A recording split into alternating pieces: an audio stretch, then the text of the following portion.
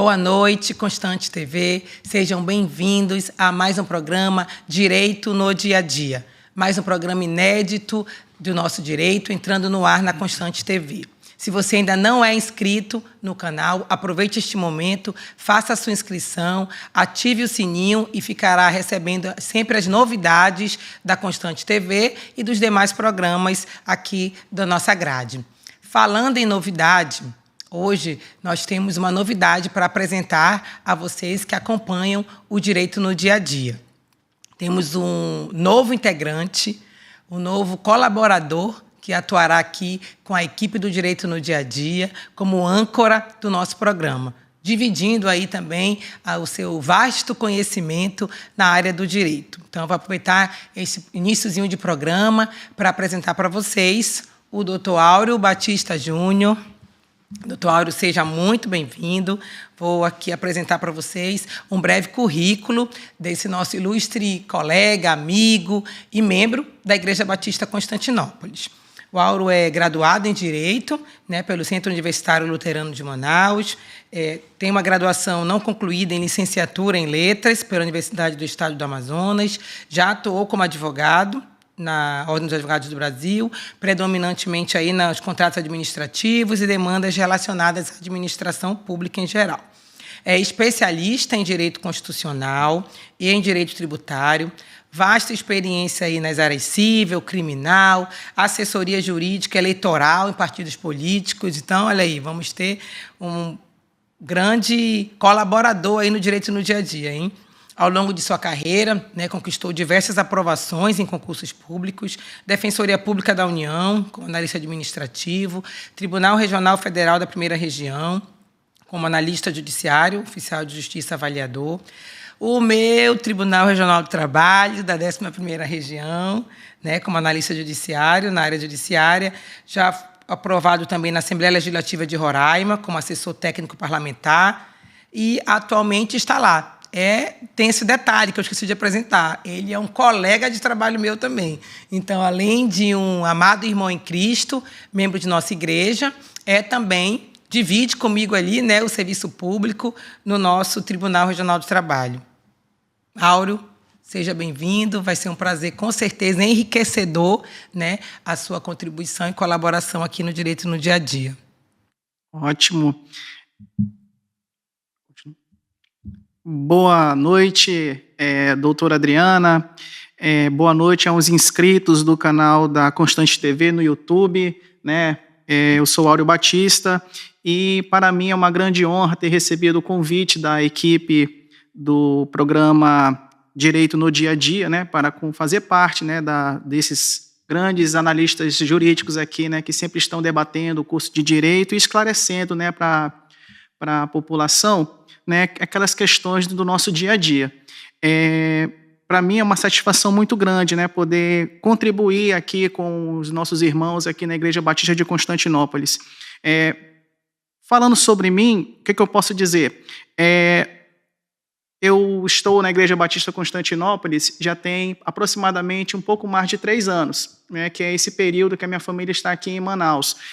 Eu já estou na Igreja Batista como Constantinópolis, como membro, já tem mais de 3 anos, e a minha conversão, eu nasci numa família cristã, então eu sempre tive contato, assim, sempre frequentei a igreja, mas a minha conversão mesmo aconteceu lá por volta dos 25 anos de idade, 26, após sair da faculdade, foi quando realmente eu tive um encontro com o Cristo, e a partir daí a gente tem tido experiências maravilhosas nessa caminhada. Pois é, então, seja bem-vindo. Obrigado. Já tem uma experiência aí no direito e de vida cristã, Sim. Então vai contribuir, porque um dos objetivos também de toda a nossa grade, sempre é compartilhar, o Evangelho Salvador de Cristo e junto com as informações, claro, de normas, de legislação, mas unindo, a fé e o nosso direito. Então, já viram aí que o Áureo é uma grande aquisição, doutor Áureo? É uma grande aquisição para o direito no dia a dia. E nós vamos conversar sobre o que, Áureo, hoje? Hoje o nosso tema é um tema bastante sensível, e também algo assim que é muito pertinente nesse mês que nós estamos de março, que como é o mês das mulheres, então nós separamos um tema aí que vem muito a calhar, que é praticamente a conquista, né, que as mulheres tiveram ao longo dos últimos tempos, né, inclusive com uma ênfase especial, né, na área trabalhista e na área criminal, né, que nós vamos dar essa ênfase, né? Porque o tema é muito amplo, né, doutor? É muito amplo. Então, para a gente esgotar toda essa normatização que existe, né, de proteção da mulher, nosso programa seria suficiente no programa de hoje. Mas vamos pontuar, como o doutor Áureo já destacou aí, dar uma ênfase especial ao direito do trabalho, porque, enfim, vocês viram o currículo do Áureo, né? Ele hoje é servidor do TRT, e os que já nos acompanham aí há um tempo sabem que eu atuo como magistrada trabalhista.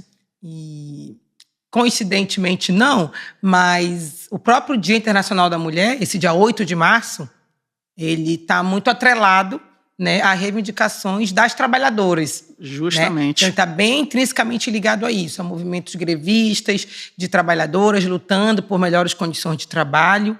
Então, é um tema bem ligado, né? Muito ligado em relação a esse dia 8. Né? Então, 8 de março.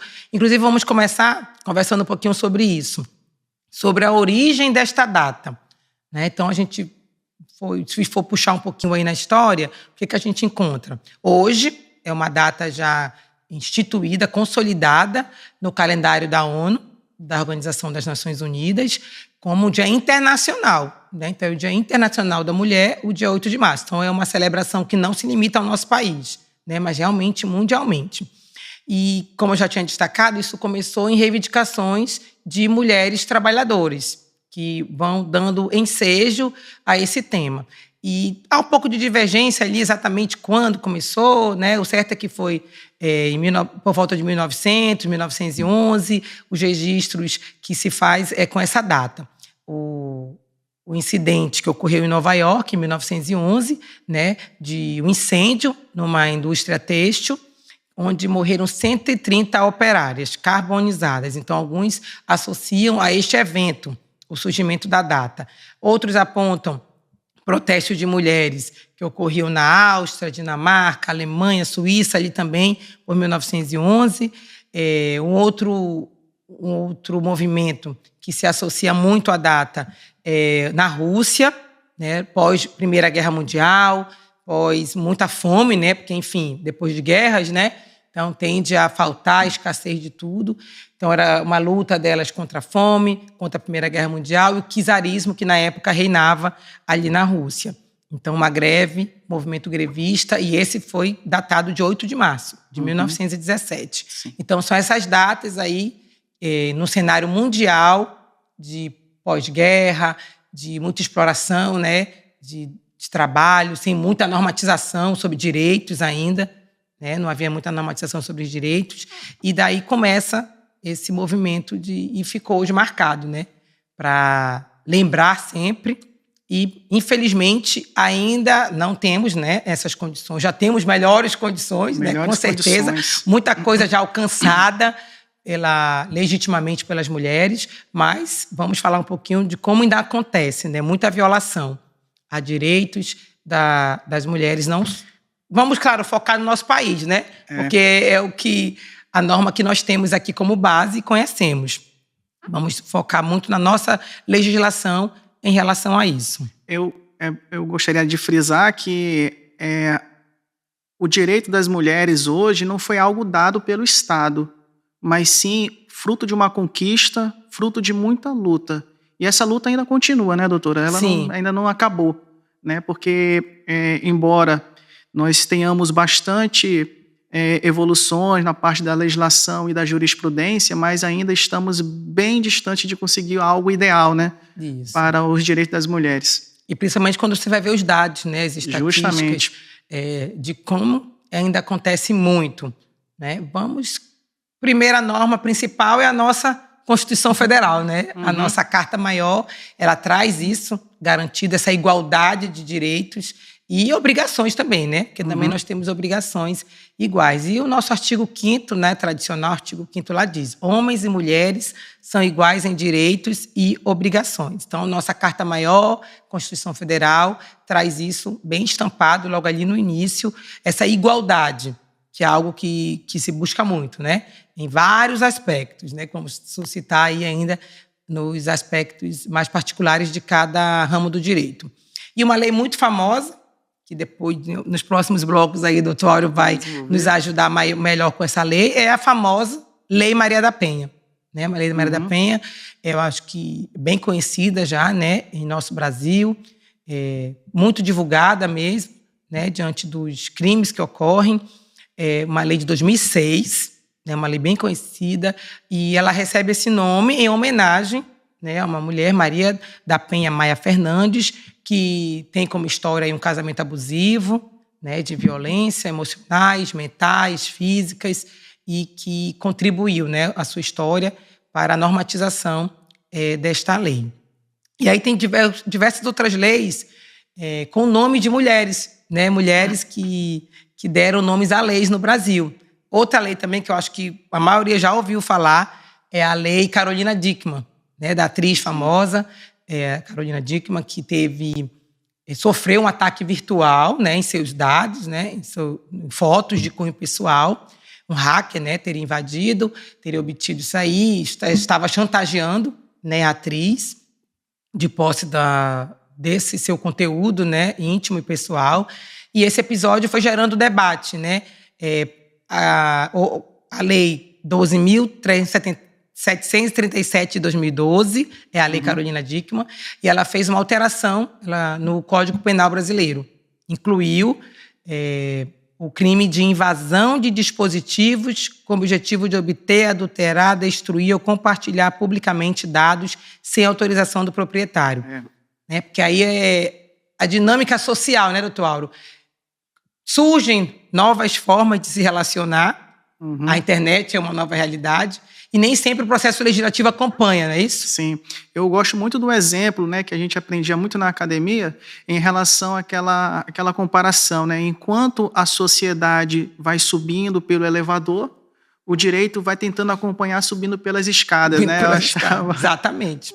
Que o processo não acompanha de forma tão rápida, né? Sim. E hoje, mais ainda, né? Porque hoje as coisas mudam com mais agilidade ainda, né? No campo virtual, principalmente. Né? No campo virtual, principalmente. Então, a sociedade precisa, né, essa normatização, esse processo legislativo precisa ser mais ágil. E o judiciário também, né, junto, né, no papel que ele assume aí nesse conjunto. Outra lei que recebe o nome de uma mulher é a Lei Joana Maranhão, a Lei 12.650, também de 2012. Essa aqui ela alterou os prazos de prescrição para casos de crimes contra a dignidade sexual de crianças e adolescentes. Porque antes desse dispositivo da lei, os crimes eram prescritos quando a criança ou adolescente atingisse 18 anos. E muitas vezes, antes dos 18, a criança nem tem coragem, né, de falar, de contar o abuso sofrido. Né? Muitas vezes ela nem tinha coragem. Então, a partir da Lei Joana Maranhão, as vítimas passaram a ter prazo de 20 anos para realizar a denúncia a partir do momento que completam 18. Então, a partir do momento que ela completa 18, ela tem 20 anos, né, para fazer e esse abusador aí, né, esse criminoso, poder ser ainda denunciado, né, e sofrer a pena, né, por esse crime. Então, é mais um exemplo aí da Lei Joana Maranhão, que foi em homenagem a uma mulher brasileira. Joana, atleta e ativista, batalhou na justiça para obter um julgamento justo para o seu agressor, que na época, por conta das antigas leis, já tinha seus crimes prescritos. A prescrição é a perda do prazo, que no direito existe tempo, né, doutor? Prazo para você mover uma ação, para você pleitear uma indenização, um ressarcimento, e no crime também existe o prazo, né? E que a gente chama de prescrição. Então, houve uma alteração aí. É interessante que essa lei ela trouxe um certo avanço, né, na área criminal, porque essas vítimas de violência, sobretudo sexual, elas são vítimas silenciosas, elas sequer chegam a comunicar, né, às autoridades policiais os dilemas que elas sofrem, né, ainda mais quando crianças, quando adolescentes e tudo mais. Existe a necessidade de ter, né, elas precisam de um certo amadurecimento, né, para poder não só após completar 18 anos, mas esse prazo de 20 anos é significativo para a pessoa, né, que muitas vezes se sentiu reprimida, né, por algum tipo de situação que passou, né, ao longo da infância ou da sua adolescência, né, de poder comunicar às autoridades. E isso, doutora, faz com que aumente muito, né, os dados dos casos que possam estar envolvendo a violência doméstica, né, em relação ao que a gente, inclusive, sabe pelos noticiários de artistas, né, como, por exemplo, tem algumas atrizes, né, que passaram por essa situação, né, causando até uma certa surpresa, né, Isso. Né, quando sai na internet a respeito desses casos. Quando resolve, né, depois de muito tempo depois, né, falar até com uma maneira de se libertar, eu acho, né, daquilo que fica ali preso, né. E quando criança, muitas nem têm noção de que aquilo era uma violência. Justamente. Nem detectava aquilo como uma violência, que acontece no ambiente familiar, como o doutor Auro destacou, na maioria das vezes, né, com pessoas próximas, né, da família, que tem um certo acesso maior ali à casa. E só quando adulta, com um pouco mais de consciência, informação, ela consegue, né, se libertar e sofrer, né, a justiça devida para o seu caso, obter, né, a justiça devida para o seu caso. Temos muitos outros exemplos, vamos pontuar só mais alguns, porque o tempo do bloco não é muito, mas vamos pontuar mais algumas aqui. Temos a lei do minuto seguinte, é a lei 12.845 de 2013, tem como objetivo garantir o atendimento multidisciplinar, obrigatório e gratuito de vítimas de violência sexual pelo SUS. Aqui é aquela lei que, na maioria das vezes, infelizmente, né, em nosso país, não se efetiva, né, porque o Sistema Único de Saúde nem sempre consegue fazer esse atendimento, né? Imagina multidisciplinar, né? Porque no tipo de violência como essa, não é só um tipo de tratamento, né? Você exige multiprofissionais envolvidos para auxiliar uma mulher, uma criança, né, numa violência sofrida. Mas o importante é você saber que você tem esse direito, caso não seja atendido, você pode reivindicar, né? Inclusive, se for o caso, judicialmente, né? Judicializar alguma ação para ver garantido esse seu direito.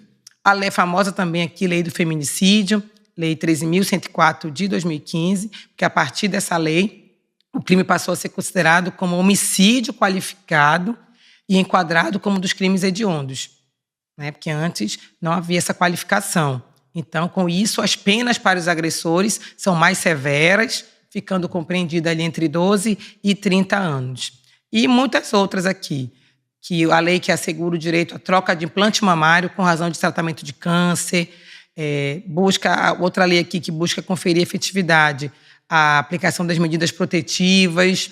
Aqui, que no Brasil você faz uma lei para cumprir outra lei, né?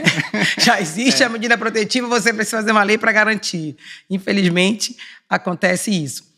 A Lei 14.542 garante a prioridade pelo Sistema Nacional de Emprego no atendimento às mulheres em situação de violência familiar e doméstica. Porque muitas vezes a violência surge, é uma das causas, né? A dependência econômica daquela mulher, né? Então, como ela depende economicamente, e aquele agressor se aproveita disso, né, para abusar e maltratar ainda mais. E aí ela vai sair daquele ambiente, tem que sair, e vai sobreviver como? Né? O sustento, a subsistência dela. Ainda que haja ali alguma política social limitada, né? Não é o ideal é que ela tenha um emprego, né? Um sustento. Então, ele garante prioridade no Sistema Nacional de Emprego, no Cine, para a inserção daquela mulher, né? A mulher que foi vítima aí de situação de violência familiar e doméstica. E deixa eu ver se mais alguma para a gente nós vamos ainda abordar, né? Vamos desenrolar legal esses assuntos. Então, é isso. Acho que para o primeiro bloco, uma visão geral aí de algumas leis de proteção às mulheres. E não sai daí, já a gente volta para o segundo bloco. Estamos de volta nesse segundo bloco, no Direito do Dia a Dia, e agora nós vamos falar um pouco mais sobre as conquistas das mulheres na área trabalhista, né? Com a doutora Adriana. Vamos lá, doutor.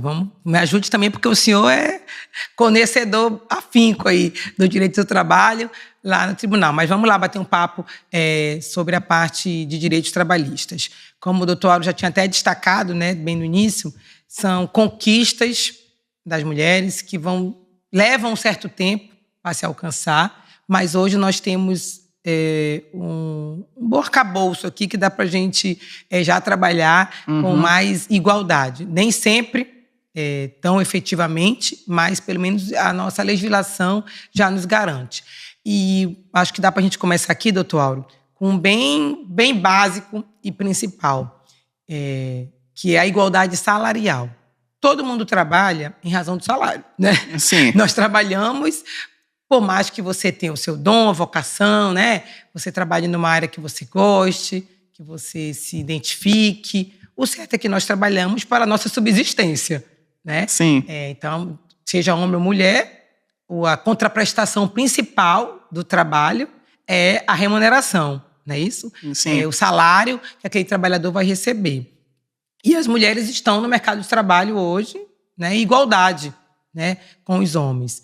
Dizem até aí muitos dados, né, que se destacam em alguns aspectos, pelo perfil da mulher, né, em algumas áreas. Claro que os homens também, né, têm os seus destaques por perfil masculino, mas, infelizmente, ainda existe mulheres que exercem a mesma profissão, o mesmo trabalho, com a mesma capacidade e a remuneração, os dados mostram, as pesquisas mostram, com remuneração inferior, né? Então, essa é um direito que é básico e principal, isonomia salarial. Então, a Constituição prevê a igualdade de direitos de maneira geral, ampla, mas tem também artigo específico, no artigo 7º, que é o artigo que trata, né, das obrigações trabalhistas, expressamente prevendo proibição de diferença de salário por motivo de sexo. Doutora, mas como efetivamente nós podemos ver isso na prática, né? Porque é uma questão, muitas vezes, de uma conscientização, né? Porque nós temos visto, sobretudo na área privada, que, infelizmente, né, algumas mulheres ainda não têm esse tipo de igualdade material, né, que o Constituinte está prevendo. Sim. O que a senhora pode nos falar? Infelizmente, na prática, pode acontecer realmente, doutor Áureo. E aí vai caber a exigência desse direito, né? A exigência desse direito de pleitear se que o colega está ao mesmo tempo de trabalho que eu, né? Ao mesmo tempo de trabalho, na mesma condição, na mesma empresa, e pelo motivo de eu ser mulher e ele ser homem, a remuneração dele ser maior, você vai poder pleitar isso, inclusive, judicialmente, né? Via sindicato também é uma maneira, né, de você acionar o sindicato para o Ministério Público do Trabalho, para que faça uma espécie de inspeção naquela empresa, né, análise, mas não se efetivando a igualdade salarial, pleitear realmente, se for o caso, judicialmente. Mas é um direito, né? Claro que existe algumas possibilidades de diferença salarial que a própria CLT estabelece, né?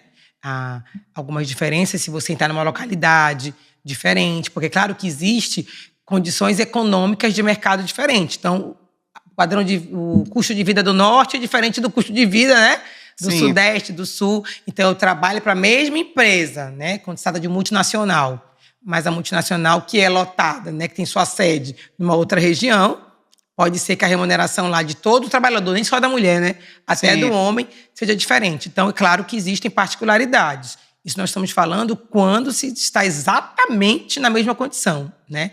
E tempo de serviço também é um fator, né? Se você tem mais tempo de serviço numa empresa, naquele cargo, a lei também permite uma certa diferenciação, porque você terá uma maior experiência, presume-se, né, uma maior experiência. Mas em igualdade total de condições, de tempo, de atividade, é garantida, sim, a igualdade salarial. E outro tema que vem muito, né, e vem acontecendo com muita frequência, doutor Áureo, o senhor que também lá revisa, né, os julgamentos de primeira instância, né, isso, atua em gabinete, né, de segunda instância, revisando as decisões de primeiro grau, os recursos, o que nós temos percebido lá na prática. Tem acontecido muito mais processo, não sei se as mulheres estão com mais coragem, né, diante da informação, da divulgação que hoje acontece, de denunciar realmente assédios sexuais no ambiente do trabalho. né? Isso tem sido bastante recorrente mesmo. Não sei se eu tenho visto na prática, Sim. né? O aumento de números de casos envolvendo assédio sexual, né? E hoje a gente tem uma forma também, às vezes, mais efetiva de prova. É uma prova muito delicada ainda, porque, Sim. claro, que o agressor, ele não pratica isso, né, na frente de ninguém. Né? Ele Muitas vezes o próprio corporativismo, né, da empresa, né, camufla isso e fica quase dificílimo, né, de prova. A vítima conseguir provar, né? Aí nós temos todo ainda conta com preconceito, né, masculino, que em determinadas áreas, né, de acreditar que pode ser mentira.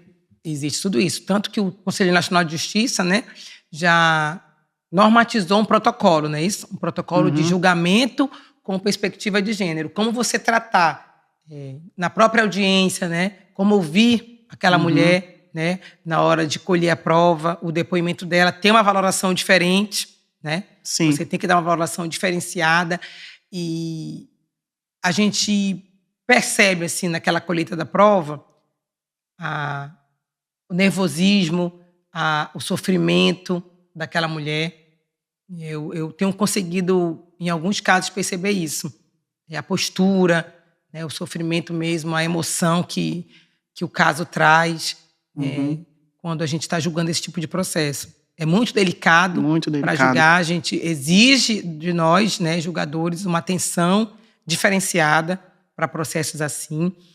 E puxando aí o gancho que você falou, doutor Áureo, sobre o próprio corporativismo, né, que pode acontecer, penso que existe até os dois lados. Em algumas hipóteses, nem seja, né, claro, uma postura da empresa como um todo, né? Mas de um gerente específico ali, né? Não só, nem hierarquicamente, pode ser de mesma hierarquia, né? Pode acontecer. Sim, até de mesma hierarquia. De mesma hierarquia, pode ter um colega praticando, né, esse tipo de assédio. E justamente visando isso, é que a Lei 14.457, de 2022, ela estabelece que empresas com mais de 20 funcionários implementem mecanismos de prevenção ao assédio sexual. Claro que você, de uma empresa muito pequena, é complicado implantar, né, toda essa política, mas empresas maiores é perfeitamente possível e necessário para combater realmente esse mal. Né, que não pensem que é esporádico, não. Né? Não pensem que é esporádico. Então, tanto de toque mesmo acontece, né, da mulher ser tocada de maneira indesejada, ou com palavras, né, ou usar hierarquicamente do cargo mesmo, ameaçar demitir, ameaçar não promover, né, se ela não atender ali a um convite de cunho sexual, de favores sexuais, usar imagens, né, vexatórias, de pornografia mesmo. Né? Sim. Já peguei casos em que o colega fotografou, né, algum ângulo assim, do corpo da mulher, e a empresa precisa repreender isso, né, veementemente, né, de seu trabalhador.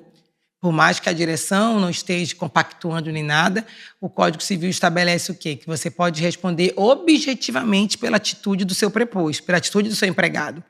Por isso a importância, né, dessa política, porque a empresa pode vir a ser responsabilizada.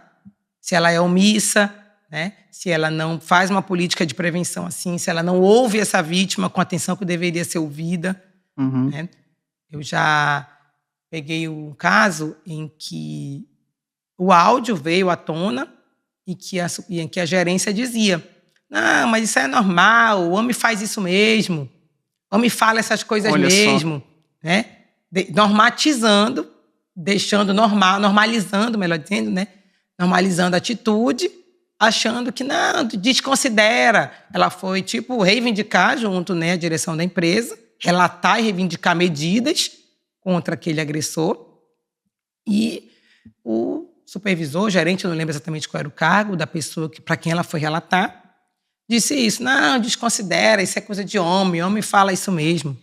É interessante, inclusive, doutora, frisar que nós temos visto bastante que tem ganhado muito muita ênfase, né, nos processos judiciais, que a empresa ela tem que cuidar, né, o bem-estar do trabalhador, do empregado, daquela empregada, né, como a gente está debatendo aqui, faz parte também do meio ambiente do trabalho. Né? Então, a responsabilidade do empregador acaba sendo configurada nesse ponto, porque ele tem que manter um ambiente de trabalho saudável para aquela colaboradora, né, que talvez esteja sofrendo, né, algum tipo de assédio sexual, até assédio moral, né, que esses também são aqueles que geram uma sequela, né, inclusive a gente tem visto, né, ao ponto de descambar numa doença ocupacional, né. Exatamente, porque aí vai para o lado uma evolução de ansiedade, né, de outras doenças psiquiátricas, psicológicas, que isso vai levar e configurando, como tu falaste, uma doença ocupacional, né, configurando. E aí a grande responsabilidade da empresa, se ela é omissa, né, se ela não age, né, de forma mais eficaz, incisiva, né, contra aquele empregado dela que está cometendo, né, o assédio. Justamente agora, a responsabilidade objetiva é interessante, né, nesse ponto, porque é muito conveniente para a empresa dizer que não sabe, né, ninguém comunicou o fato ao RH da empresa, né, porque a vítima não vai ficar falando, né, porque geralmente ela está, muitas das vezes, subordinada àquela pessoa, né, que está sendo o algoz dela, né, nessas situações aí lamentáveis. Exatamente, é isso aí mesmo. Bom, teria muito para desenvolver, mas nosso tempo não dá. Vamos seguir para outro direito aqui. Vamos para a licença maternidade, que é bem famosa, bem conhecida, né?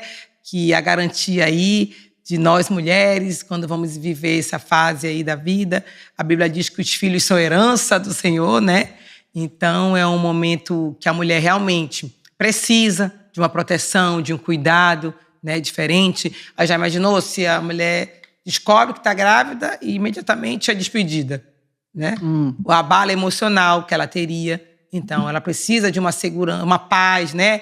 No período de gestação. Ela precisa de uma paz, precisa de uma tranquilidade para fazer todo o seu pré-natal, né? Seguir aquela gestação com tranquilidade. Então, por isso, a legislação estabelece lá, e é direito fundamental no artigo 7º, né? Direito dos trabalhadores, condições sociais adequadas e tem lá expressamente a licença à gestante, né, sem prejuízo do emprego e do salário, com duração de 120 dias. Aí nós temos a legislação que permite que se estenda, né, de acordo com a empresa faça parte do programa Empresa Cidadã, isso pode se estender para 180 dias. Eu acho interessante pontuar, doutora, que em relação ao período, né, que houve um avanço na legislação, né, em benefício das mulheres, que era quando elas descobriam que estavam grávidas durante o período do aviso prévio, né, que havia um limbo jurídico, né, até alguns anos atrás, que não assistia, né, o reconhecimento da estabilidade quando do conhecimento do estado gravídico nesse período, né, do aviso prévio, né. Aí houve uma evolução, né? Uma evolução, né, da legislação nesse ponto, garantindo, né, a estabilidade, né, não do momento em que o empregador sabe, mas basta simplesmente, né, é bom esclarecer isso para os nossos ouvintes, né, que não, né, às vezes podem conhecer alguém, né, que passou por essa situação, de simplesmente a mulher saber que estar grávida durante o período do aviso prévio já gera direito da estabilidade no emprego. Até porque muitas vezes nem ela sabe que está grávida. Nem ela sabia, né, que estava grávida e passou do período já. Isso, então, né, bem lembrado pelo Dr. Áureo esse detalhe. Pode acontecer de você ser demitida e nem sabia que estava grávida, né? Então, só venham a saber 1 mês, 2 meses depois, né? Que acabou o período do aviso prévio. Né? E aí, eu já perdi minha garantia? Não, é isso que o Dr. Áureo está dizendo, né? Então, os exames, né, dizem mais ou menos a idade gestacional ali, então você faz a contagem, então quando eu fui demitida eu já estava grávida. Só que aí você precisa comunicar à empresa, né? Hoje a reforma trabalhista trouxe esse artigo, porque também a gente vai trabalhar com a boa-fé dos dois lados, né? Porque também eu não tenho, mas eu não falei para a empresa, eu descobri 3, 4 meses depois, também não falei nada, o bebê nasceu, né? Aí, então, hoje a CLT traz que quando ela toma ciência, ela não sabia, mas ela soube depois, ela tem que comunicar à empresa, né? Aí a empresa faz a reintegração, né? É um processo bem natural, bem fácil, A empresa faz a reintegração e ela goza da estabilidade dela, né, para sua licença, até porque essa licença é remunerada pela Previdência, né, quem é CLT, quem é empregado seletista, a empresa faz a compensação ali com a Previdência, então é um custo que, na verdade, até é do Estado, né? Estado, União, no caso, que é Previdência. É bom esclarecer que essa trabalhadora, essa colaboradora gestante, ela tem direito, inclusive, de mudar de função, né? Por conta da situação gestacional dela, tipo, né? de trabalho, né? Se está exposta a alguma condição de risco, a insalubridade, dependendo do trabalho, exatamente. Ter garantia de sair daquela função que coloca em risco e passar o período de gestação dela com essa tranquilidade. Falando ainda sobre o direito da estabilidade, doutor Auro, o senhor pontuou bem, o Supremo Tribunal Federal, inclusive, recentemente, firmou esse posicionamento que no contrato temporário também... Isso, né, foi um outro avanço jurisprudencial avanço, aí do entendimento. Pela jurisprudência.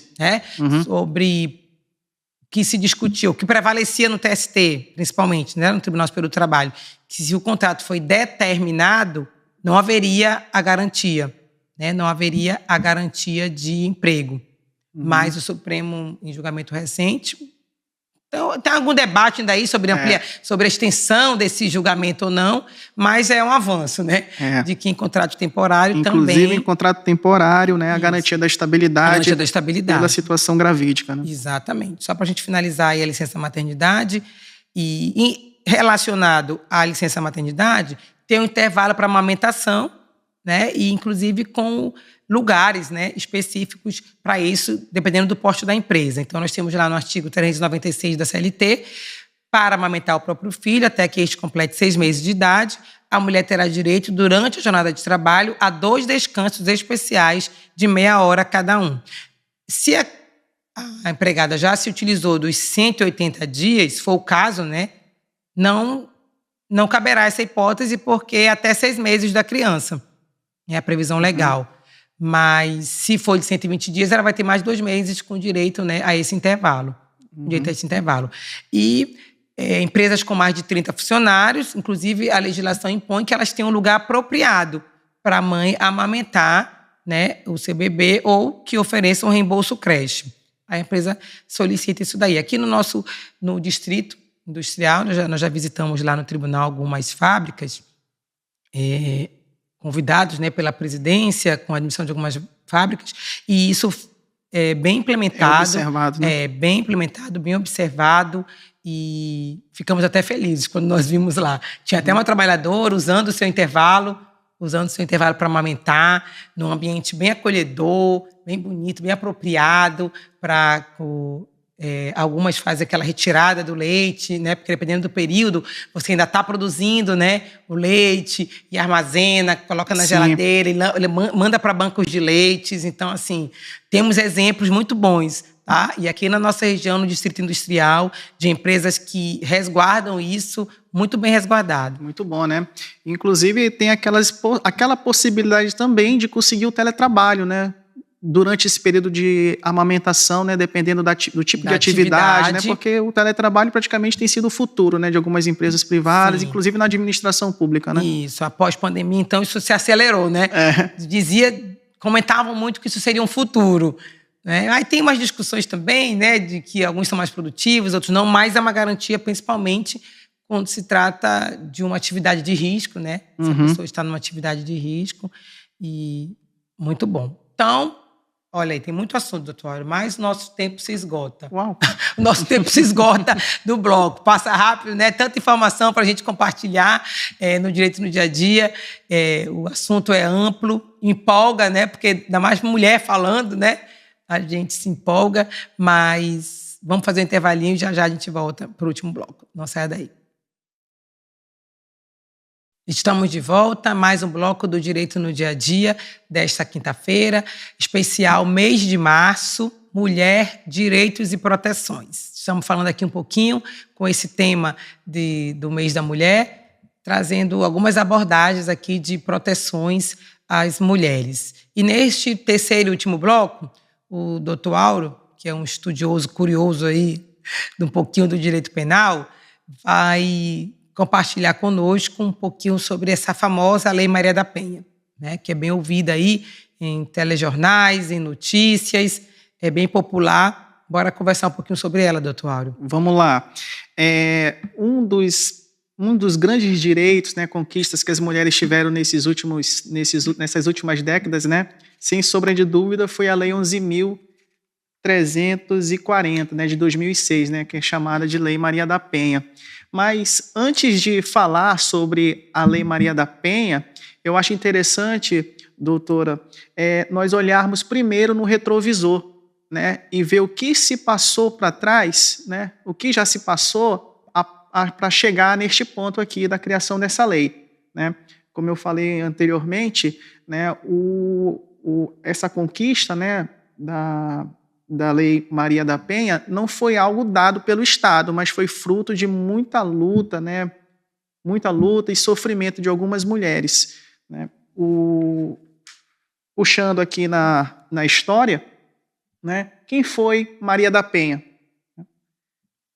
Maria da Penha Fernandes, ela foi uma mulher, né, que ela se tornou um símbolo no marco da violência doméstica aqui no Brasil, né? Ela praticamente foi vítima durante muitos anos, né, de violência do seu marido, que inclusive chegou no ápice de um ato de extrema violência, que é tentando matá-la por 2 vezes.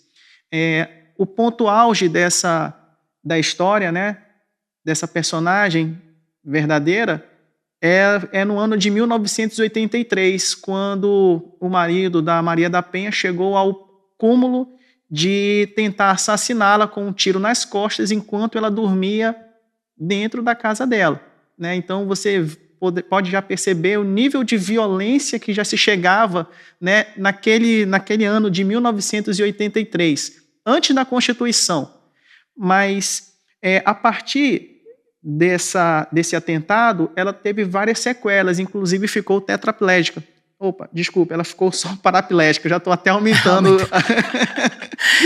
Assim, hoje a gente pode até rir, né, com esse erro, mas realmente é algo bem impactante, violento, e as consequências, né, terríveis, né, que a mulher sofreu. A mulher sofreu.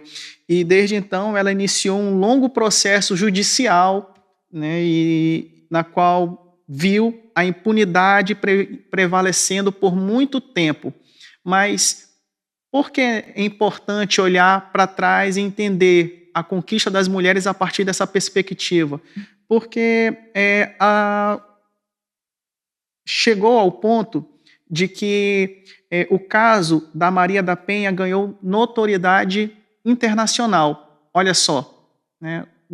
Ela não conseguia ver aquele agressor dela, muitas vezes respondendo, né, sofrendo algum tipo de reprimenda estatal, e ela chegou a ter que denunciar a negligência do sistema judicial brasileiro, né, por conta que não punia os agressores das mulheres. Foi quando, então, seu caso foi levado à Comissão Interamericana de Direitos Humanos, que concluiu que o Brasil falhou, né, em oferecer uma proteção efetiva a Maria da Penha e de garantir o cumprimento da lei para punir os agressores. Olha só, após esses fatos, já em 96, né, ainda fazendo uma breve explanação, o Brasil... Você vê que aconteceu em 83, né? 83. Já estava em 96. Agora, em 96, o Brasil ele firmou, né, ele assinou a Convenção Interamericana para Prevenir e Punir e Erradicar a Violência contra a Mulher, né, que aconteceu lá em Belém do Pará, quando ele foi signatário pelo decreto de 1973. Mas é interessante que após somente 10 anos é que surgiu a Lei Maria da Penha, né? Então, a Lei Maria da Penha já surge com um certo atraso, não por conta da boa vontade do Estado, mas sim por conta dessa pressão também, por conta da pressão, inclusive internacional, inclusive, né? Internacional. Eu acho interessante também, doutora, que voltando aqui para a nossa Constituição, né, desde o artigo 226 vem dizendo que a família, né, que é a base da sociedade, ela tem uma especial proteção do Estado. E o parágrafo 8º do artigo 226 da Constituição vem falando que o Estado vai assegurar assistência à família na pessoa de cada um dos que a integram, criando mecanismos para proibir e coibir a violência no âmbito das suas relações. Então, embora a Constituição Federal já estivesse, né, vigente ao longo desse tempo, apenas 18 anos depois é que surge a Lei Maria da Penha, né? Então, é bom reforçar que como se deu, né, essa conquista em relação à criação de um diploma legal que pudesse efetivamente proteger a mulher numa situação de violência doméstica, que infelizmente é algo que é muito comum. Muito comum. Né? E quais são as formas, então, que a gente consegue aí denunciar a mulher que é vítima disso? Qual é o caminho aí, doutor Áureo, que a mulher tem? Olha, primeiramente é interessante a gente saber o que é essa violência doméstica, né, para a gente poder compreender melhor. Não é tão limitada como a gente imagina. Sim. O que é essa violência doméstica? A própria lei já vem trazendo um conceito, né, no sentido de que a violência doméstica e familiar contra a mulher é qualquer ação, omissão baseada no gênero que cause à mulher morte, lesão, sofrimento físico, sexual, psicológico e dano moral e patrimonial, né? E é importante nós definirmos quem é o sujeito ativo e quem é o sujeito passivo desse crime, né? O sujeito passivo como sendo quem é a vítima e o sujeito ativo quem pode ser o agressor. Né? O sujeito passivo, basicamente, ele tem que ser a mulher, né? Não pode ser homem, e essa mulher, inclusive, pode ser criança. Né? Existem bastante casos na jurisprudência, né, de crianças. Porque a gente acaba associando com esse relacionamento conjugal só, né? Sim. A gente acaba relacionando muito com marido e mulher. Mas não está limitado a marido e mulher. Não está limitado. E o sujeito passivo, e o sujeito ativo, perdão, pode ser qualquer pessoa, homem ou mulher. E independentemente... Uma mulher praticando o crime contra outra mulher. Contra outra mulher.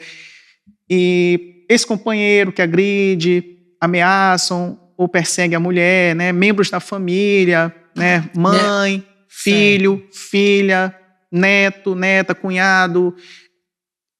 A jurisprudência tem situações recorrentes de a lei sendo aplicada em relação à mãe como sendo agressora e a filha como sendo a vítima. Olha que situação.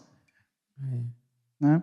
Mãe agressora respondendo, né, com base na lei Maria da Penha. Né? Entendi. Extrapolando ali limites de disciplina, né? Sim. Que extrapola o limite daquela disciplina familiar, né? Sim. Com agressões que extrapolam, por certo, né? E aí pode configurar crime mesmo. Sim. Bem pontual, né? Bem interessante saber. Em relação ao contexto onde se dá esses tipos de agressões, né, o ambiente, basicamente a legislação ela estabelece 3 núcleos de ambiente onde podem ocorrer, né, que geralmente as agressões podem ocorrer no âmbito familiar. Né, âmbito escolar. Pode acontecer? Pode. Ou não, doutor? Pode. Depende se tiver aluno, uma colega. Se não tiver uma relação íntima de afeto, não. Não configura, né? Precisa ter, então tem que ter essa relação íntima de afeto. Né? Que aí já vai ser outro tipo de violência, outro tipo de lesão, né? Sim, para que o nosso inscrito possa compreender melhor, né, seria mais ou menos assim. O âmbito familiar, ele é um núcleo um pouco menor. Né? A unidade doméstica, ela é um núcleo um pouco menor. Ela compreende, né, indivíduos que moram no mesmo lugar, com ou sem vínculo familiar. Pode acontecer, né? O convívio, apesar de não ter um vínculo familiar. Né? Mas divide ali uma habitação. Né? Já o âmbito familiar, ele é um pouco maior, né? Que já vai compreender uma unidade doméstica que tem uma relação, uma unidade doméstica onde tenha parentes por afinidade, né, ou sanguíneos. Né, já é um primo, um cunhado que convive junto. Né? E esse âmbito maior que é quando essa violência se dá em contexto de uma relação íntima de afeto. né, que o melhor exemplo é um casal de namorados, que não necessariamente eles estão coabitando, moram no mesmo lugar, certo. mas eles têm essa relação essa relação afetiva, né? Que ainda é namorado, realmente não estão divididos, não são companheiros, nem marido e mulher ainda, e também configuraria. Então, se a gente chegar a falar de um exemplo assim, né, um professor que agrediu um aluno numa escola, isso não tem nada a ver com a Lei Maria da Penha. Para a pessoa entender, né? Foi um homem as pessoas entenderem. Que foi violento com uma mulher, mas não é Maria da Penha. É tipo aquela situação que nós podemos ter, alguns acompanharam aí no cenário da grande mídia, que houve um procurador que agrediu uma colega de trabalho, né? Aí, no primeiro momento, você possa imaginar, nossa, bateu numa colega de trabalho num surto psicótico, mas... Maria da Penha nele. E não é, né? Não era. Ele inclusive, respondeu um procedimento administrativo lá e foi até arquivado, né? Se fosse numa relação de convívio familiar ou íntima de afeto, caso ele tivesse uma relação com aquela vítima, né, a história talvez seria bem diferente, por conta que a reprovabilidade da conduta dele já fica mais grave. A lei configura de maneira mais grave, né? Muito mais grave. A lei configura de maneira mais grave. Principalmente porque envolve realmente esse sentimento, né? Uma confiança maior, né? Quando você tem uma relação afetiva ali, familiar e afetiva, você deposita mais confiança naquela pessoa, né? Sim. Aí aquela pessoa que você deveria confiar mais, ela se torna um agressor. Sim. Né? Então, é nesse contexto que se agrava realmente, né? Se torna mais grave. Sim. Em relação às formas de violência, a legislação ela fala o que seriam essas formas de violência, né, que nós comentamos, né, o que seria essa violência psicológica, o que seria essa violência sexual, né, a violência patrimonial, a violência moral, né. Alguns exemplos mais práticos. Eu acho interessante frisar que em relação à violência sexual, às vezes acontece naquelas situações em que o marido não quer que a mulher use qualquer método contraceptivo. Isso pode configurar uma violência de cunho sexual, né? Ou então não quer que a mulher engravide, né? Em relação... São alguns exemplos que a jurisprudência vem julgando aí. Sim. Outras situações que talvez possam envolver uma violência psicológica, né? São aquelas que causam dano emocional ou mesmo a uma diminuição da autoestima da mulher. Usa frases ali, né? Para humilhar... Palavras. Justamente. E em relação ao dano moral, elas já são algo que configure os crimes contra a honra, né? Que são ligados em relação à calúnia, difamação ou injúria, né? Que são os casos mais recorrentes, assim, às vezes que a gente vê, talvez no dia a dia, né? Na experiência que eu tive na época da advocacia, né? Muito vi esses casos de dano moral, né, de calúnia, injúria, essas coisas que parecem ser pequenas, mas isso sendo minado todos os dias, né, deve ser algo terrível de uma mulher que tem que conviver com o agressor, né, que sempre está lhe colocando para baixo, né, sempre está lhe diminuindo e tal. E isso a longo prazo vai trazendo danos, né? Sim. Muito grandes. É bom frisar também que a Lei Maria da Penha trouxe também as possibilidades de assistência à mulher em situação de violência doméstica, né? Quais são esses tipos de assistência? Né? Essa assistência, basicamente, já falando da área judicial, né, doutora, já é quando o juiz já pode assegurar a mulher que está em estado de violência doméstica, né, para preservar a sua integridade física ou até mesmo a sua integridade psicológica, no caso daquela mulher que está sofrendo, né, uma agressão e ela consegue obter pelo juiz a possibilidade de ter prioridade numa remoção quando ela é servidora pública. Né? Quando ela é servidora pública, né, ela pode obter a integrante da administração, tanto direta ou indireta, né, ela pode obter, né, o deferimento do juiz de conseguir talvez uma transferência, tudo mais. Em outra cidade, em outro estado, se afastar mesmo ali, né, daquele ambiente, daquele agressor. E uma das outras hipóteses em que o juiz pode determinar, né, essa assistência seria a manutenção do vínculo trabalhista quando necessário o afastamento, né, do local de trabalho, né, por até 6 meses, né, que a gente comentou. Eu até tinha destacado aqui, mas não deu tempo no nosso segundo bloco. Mas já que o senhor está falando aí, então bora falar um pouco disso daí. É justamente em casos extremos, assim, que precisa se afastar, ficar longe, sair daquela região e ser garantido. Dentro do ambiente de trabalho, né, que geralmente o agressor, talvez, muitas das vezes, trabalha junto com a vítima no mesmo ambiente, né? E aí, como antes de ter essa possibilidade, era comum que a mulher talvez não voltasse mais ao ambiente de trabalho, perdesse a sua fonte de renda, né? Mas houve essa evolução aqui, né, da legislação, né, em benefício das mulheres, né, dando essa garantia para ela. E aí o juiz criminal concede e encaminha para a empresa. Sim. A medida protetiva, como a gente chama, né? Assim?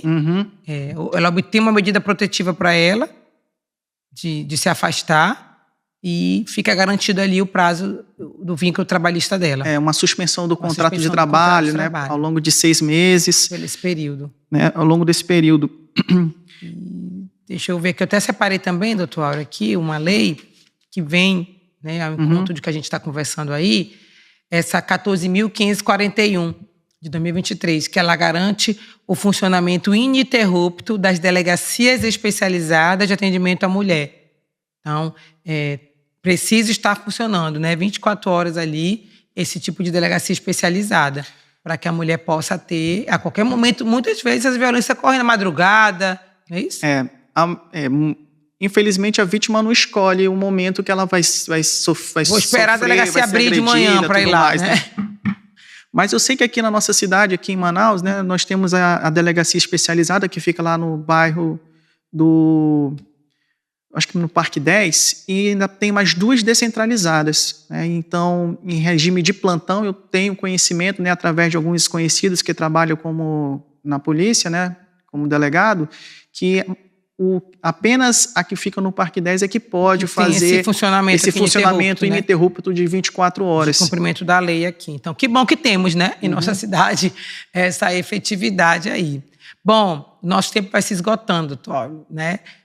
O tema é empolgante mesmo, né, necessário, mas não sei se tem algum finalzinho aí para fazer sobre esse assunto. A gente pode ainda dar só uma pinceladazinha, né? O nosso amigo fazer o... Vamos lá, finalize aí, para então a gente fazer o encerramento do nosso programa de hoje.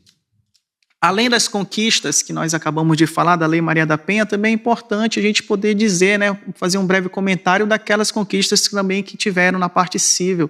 Sim, né? Então aproveite para compartilhar.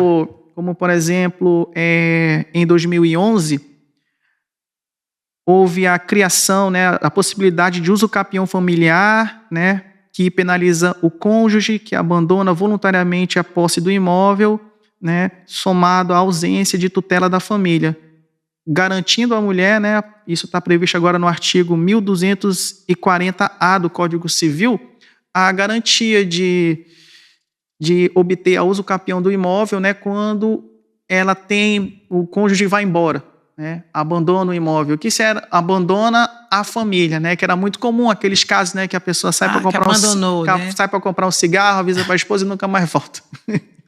E aí, num aspecto civil e patrimonial, né? E também o termo, né, que era usado no ECA, né, no Estatuto da Criança e do Adolescente, o termo pátrio poder foi substituído pelo poder familiar. Então, hoje, o correto é usarmos poder familiar. Sim. Né, quando a gente então, vai esse é um breve panorama, né, do que a gente pode falar sobre a Lei Maria da Penha. Então, agradecemos aí a audiência dos que nos acompanharam hoje. Se você quer assistir outros programas, né, do Direito no Dia a Dia, nós temos uma playlist lá no canal da Constante TV. É só acessar lá. Temos muitos conteúdos já nesse primeiro ano que estamos no ar. Para encerrar o programa de hoje, nós vamos compartilhar aqui o que o texto, né, da Palavra de Deus nos fala, um pouquinho a ver aqui com o nosso assunto. Eu separei o texto de Gálatas, capítulo 3, versículo 28. Vamos ver o que o texto nos diz. Não há judeu nem grego, não há escravo nem livre, não há homem nem mulher, porque todos vós sois um em Cristo Jesus. Então, a gente falou muito de igualdade, né, de direitos das mulheres, né, das mulheres, e a própria palavra de Deus, nessa questão da salvação também, né, já traz isso. Homem e mulher são iguais em Cristo Jesus. Né, e não Isso só no plano da importante. salvação, mas no plano também de direitos, né, como nós vimos aqui. Nós somos a imagem de Deus, né? Deus criou homem e mulher à sua imagem, a Bíblia diz. Né? Então, seja homem, seja mulher, os dois são iguais diante do nosso Criador. E diante da legislação humana também, né? Temos direitos iguais e é sobre isso que nós compartilhamos um pouquinho hoje aqui, nesse especial do mês de março. Agradecemos a audiência, quem esteve conosco e até o próximo programa. Doutor Áureo agora compõe aqui o Direito no Dia a Dia com gente. Obrigada, Áureo, pela companhia hoje. Até o próximo programa. Uma boa noite, pessoal. A todos. Boa noite. Foi.